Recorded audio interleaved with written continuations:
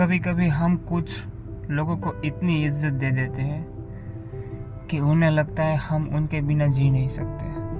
हम सोचते हैं अगर कभी ज़िंदगी में कोई ज़रूरत पड़ गई, पैसे की, किसी हेल्प की, एक छोटी सी चीज़ की, तो यही लोग बिना सोचे समझे हमारे साथ खड़े रहेंगे। लेकिन फिर एक दिन हिम्मत करके हम मदद मांग लेते हैं और बदले में क्या मिलता है? साइलेंस, सीन, इग्नोर या एक सीधा सा ना।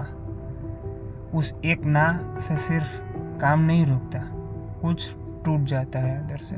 तब समझ आता है कि हम जिस इज्जत को रिश्ता समझ रहे थे वो उनके लिए शायद एक मौका था, बस अपनी ज़रूरत तक। और हम तो बेवकूफ़ थे जो इज्जत, विश्वास और मोहब्बत का हिसाब से रिश्ता में दिखते चेहरे से लगा बैठे।